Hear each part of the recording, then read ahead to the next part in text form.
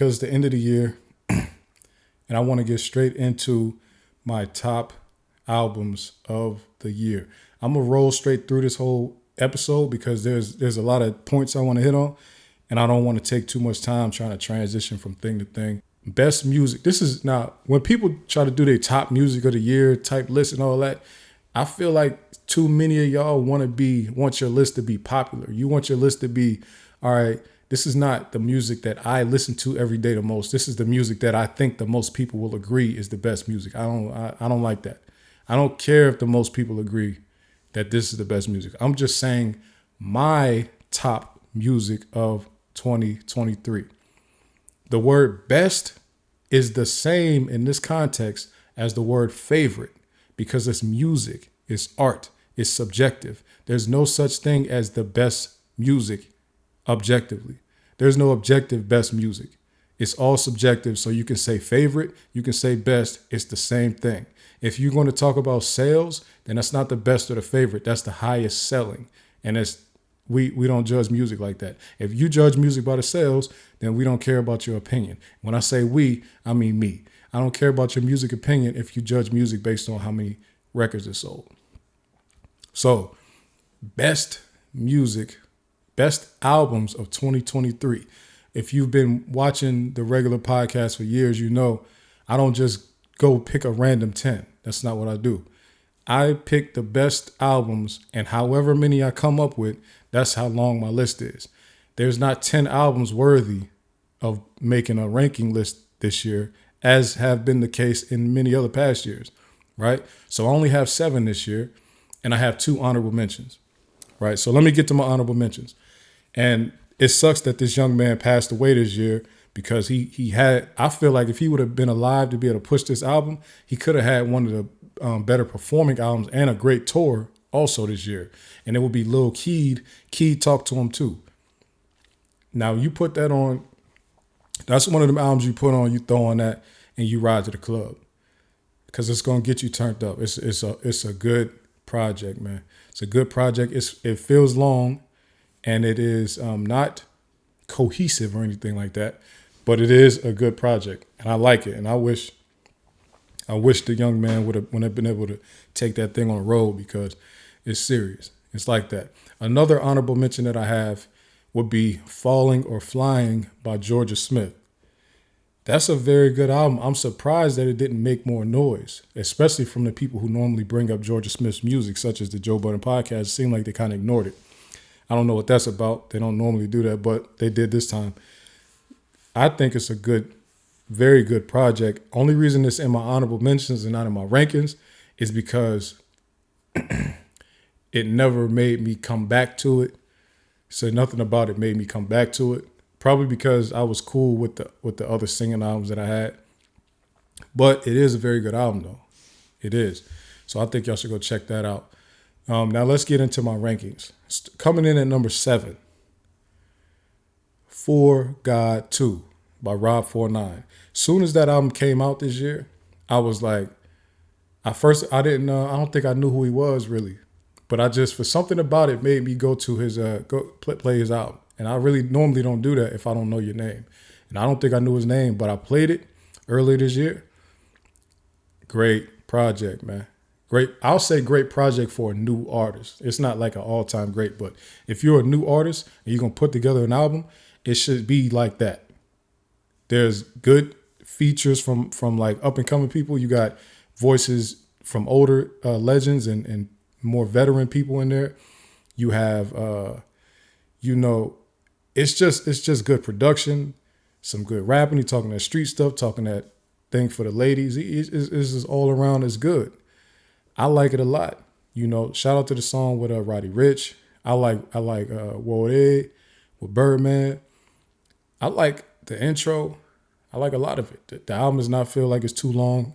None of that. So I think y'all should go check that out. For God 2. That's my number 7 album of the year, 2023. Number 6, who I know some people going to have number 1, but this is all number 6 because the music is great. And I came back to it a few times, but I wasn't playing it constantly throughout the year. It was good. It's a great listen. It's good. And it's going to be Michael by Killer Mike.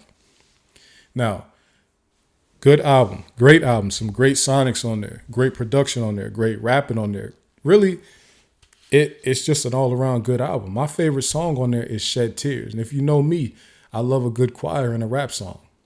I love a good choir and a rap song. So, I love that song, Shed Tears. There's featuring Mozzie, and it's featuring another young lady. And I'm gonna tell y'all something too. Give me a second. It's featuring Mozzie, right? Hold on. Let me pull up the young lady's name. Mozzie and her name is Lena Bird Miles, right? So look, give me a second. Because that feature, now some people think like, oh, I'll be reaching it. I always think somebody got something from me. Listen, they did get that from me. When that album first came out, that young lady, Lena Bird Miles, her name wasn't mentioned as a feature. When the album came out, I tweeted on June 19th, my only issue with Killer Mike album is Shed Tears not having that vocalist called out by name as a feature. I know they are listed with the choir, but the voice needs to be counted as a feature with Mozzie. She bodied that. And shortly after, they added that lady's name as a feature. She was not a feature when the album originally came out. I might even pull up the track list, and so that y'all could see when they posted that track list with the features and all that, her name wasn't on there. Let me see if I can find someone. Make sure let me see. But y'all, Killer Mike's album is great, man. Killer Mike has a great project. It's just like I said, I didn't go back to it a whole bunch of times, so I'm not gonna put it in my top 3, top 2, nothing like that. But it is very good. It is very good. But yeah, shout out to Lena Bird Miles. Her name got listed as a feature because of me. So look, I ain't had to go viral. That tweet only got 4 likes and a couple of replies or whatever. But one of the replies, somebody tagged that lady in my thread. She seen it, probably approached them and said, hey, that's right, yo, let me get my joint. And now she's listed as a feature because she for sure wasn't before. And my tweet is from June 19th, so we can't even act like, you know what I'm saying, I didn't just now say. As soon as I heard the album, I said, this lady is killing this song.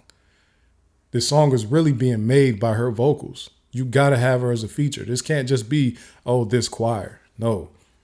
Her voice is too prominent on that song to not be a feature, right?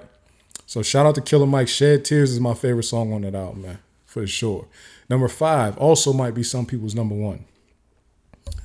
For All the Dogs by Drake. I think it's some great music on For All the Dogs, man. I know that it got a lot of backlash, caused a lot of uproar and all that good stuff. A lot of people calling it trash or mid, but then some people was calling it album of the year from the jump.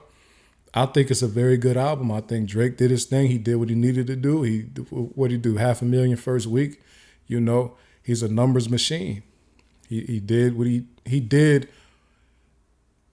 he was supposed to do. I know people had other expectations for that project, and they thought that For All the Dogs meant, I guess, he was going to be rapping the whole time.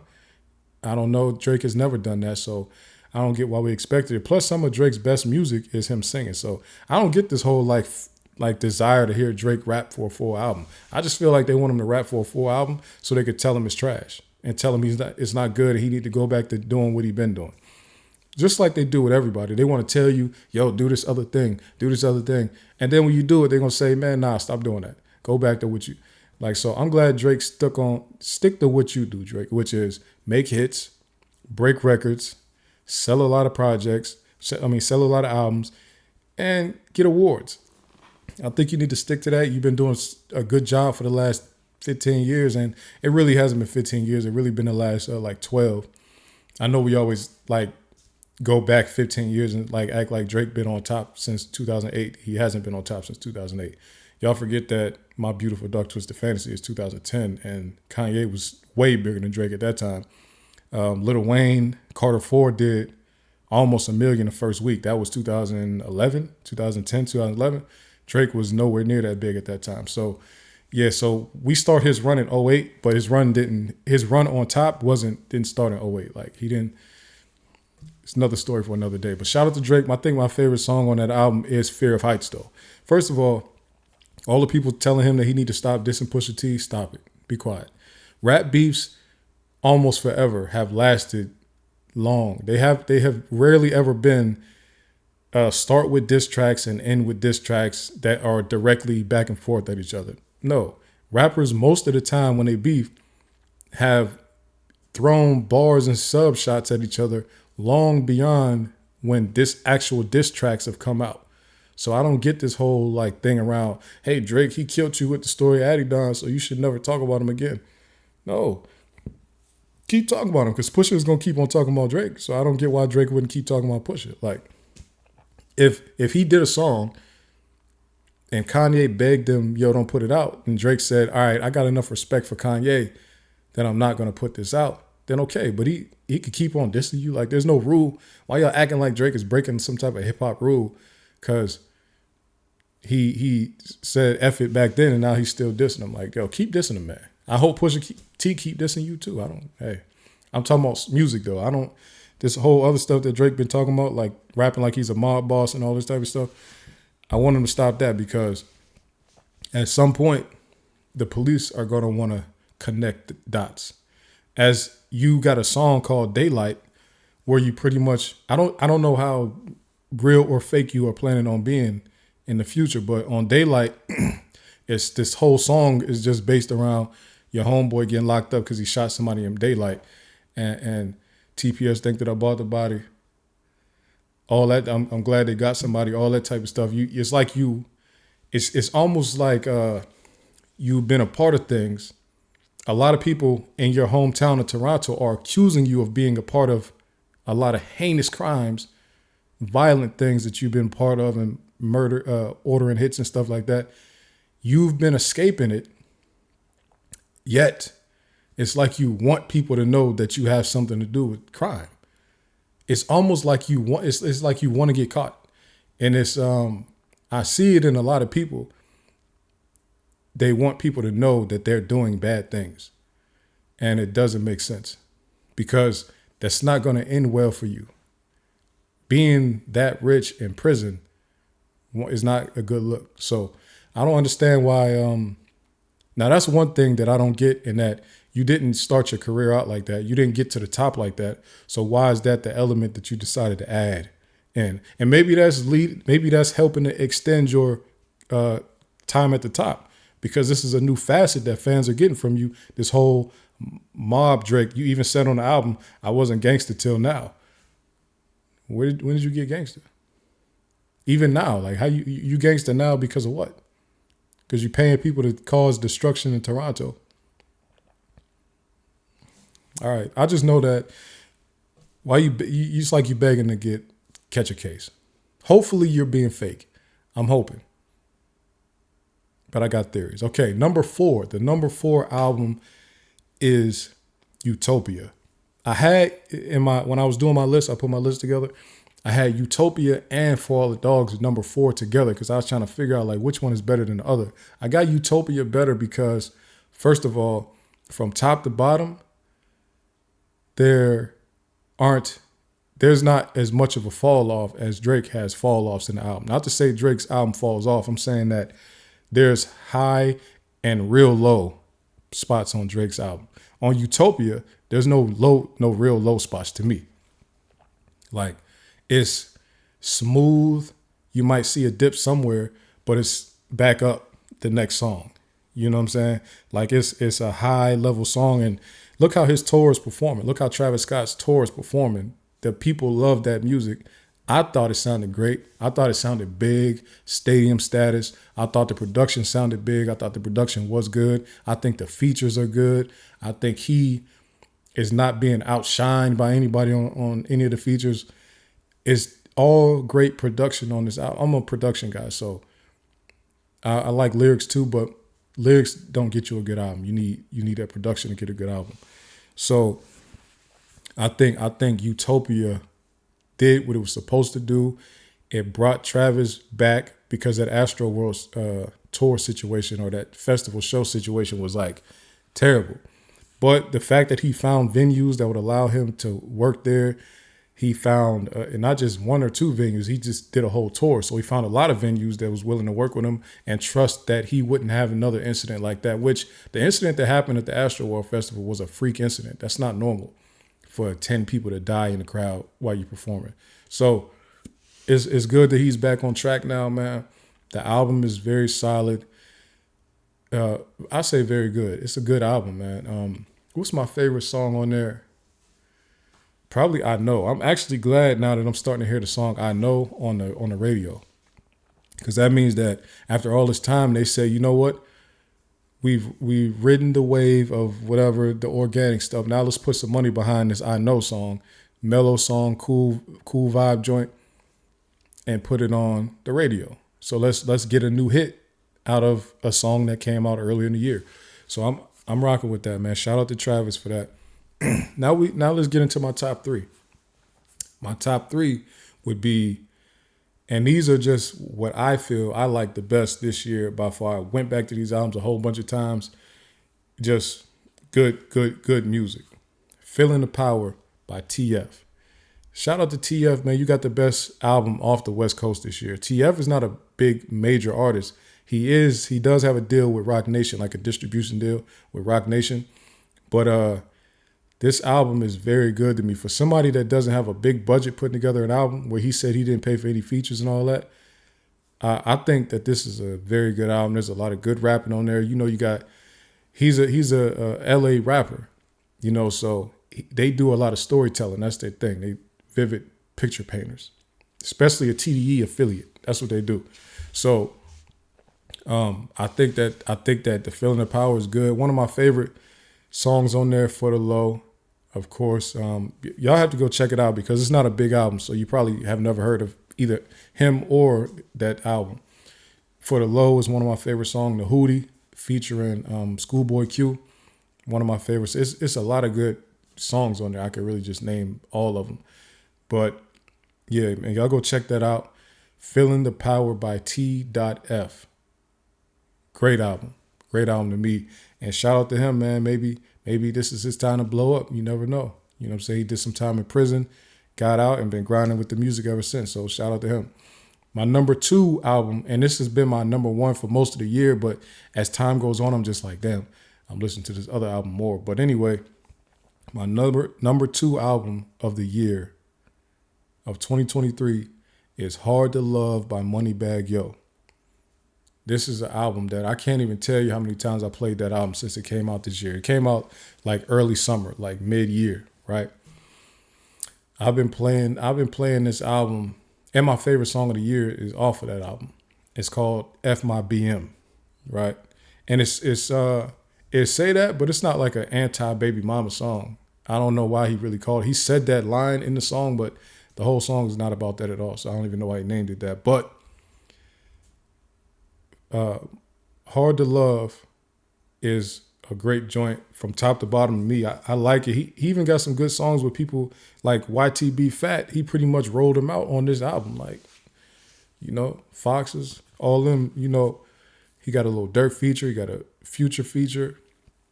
You know, I just think it's a great collection of music. Even the songs that don't have any other musical features on there are great. Just him by himself. Great music. I like Ocean Spray. I like Show Lives. I like I like that whole album because like I said, it was my number 1 album of the year for most of the year, pretty much. Or not most of the year, but you know, since it came out, when I first heard it, I was like, wow.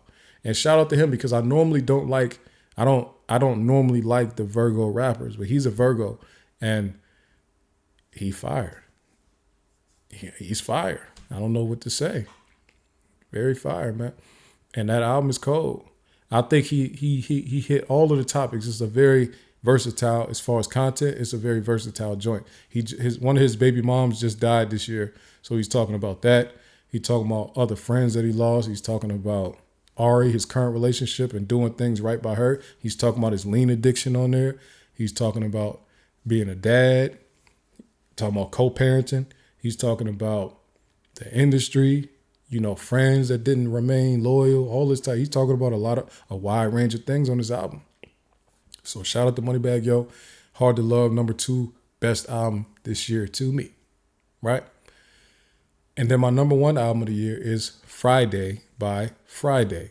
Now, if you don't know who Friday is, which a lot of people don't because they don't, a lot of times you need to put a face with a name. And Friday is not highly visible like that. Friday is the guy on God Did with DJ Khaled and Jay-Z and Rick Ross. That's the voice on the hook. So Friday put his own album out, self-titled album, and it, to me, top to bottom, all great. The best thing about this album by Friday, it merges R&B, gospel, and Afro beats, like a perfect blend of those three genres. And we know that R&B has its roots in gospel, but he found a way that you could tell it's still gospel, not just R&B as it is derived from gospel. It's actually a good blend of modern gospel, modern R&B, and Afro beats. Great mixture, great collection of music. I think it's sequenced great. I think the production is great, which he's produced a lot of it too. And he's a writer. He's a ghostwriter for other people too, but he's a writer, so he wrote most of it, maybe all of it. I don't know. And the content and the lyrics are just great. I think that this is amazing. My favorite song on there is "Stand By Me," but I got a few joints that I just love. Right. Some good features on there too. You got Chris Brown. You got some African artists on there. I can't think of the names right now, but I think y'all should check that album out. I haven't heard any crazy sales numbers or stories about that. I don't know too much if he was nominated for any Grammys or anything, but I do know that if you start your career out with an album, like your major career out with an album like that, it's really only up from there, especially if you can keep on making music in that lane. People who make albums that good and they don't get the recognition they deserve, normally they come into the rest of their career with a chip on their shoulder. And that's normally a very good thing for us as fans because that means they're going to keep on elevating and making great music. That's like T.I., right? T.I.'s first major album was I'm Serious. And he, this is what he had a deal and the label was pushing it and all that type of stuff, but it just didn't perform as good as he would want to. So now for the rest of his career, at least for the next 10, 15 years, the albums that T.I. was making was heaters, bombs, classics in there. Urban Legend, Trap Music, King, T.I. vs. T.I.P., Paper Trail. He went like for the next 5 straight heaters. I call the next 5 straight as classic, but he went crazy for the next 5 albums. So you get these artists and because they call it a sophomore slump normally when your second album is not as good as your first, but when your first album doesn't get the recognition it deserves, Reasonable Doubt. Reasonable Doubt got big later. It didn't get the recognition it deserved at first, and look at Jay-Z's career. Kept a chip on his shoulder. That's the position I think Friday is in right now. A good chip on your shoulder to motivate you for the rest of your career so that you never want to feel like that again. Drake is also in that thing too. Even though he got some good recognition, his once he started to put out, once Take Care came, the slander that Drake got made him go on a mission. For the rest of his career, you know what it is. He been going crazy. So shout out to Friday. I think Friday has the best album this year. I think that y'all should go check it out. And that's my best music of 2023.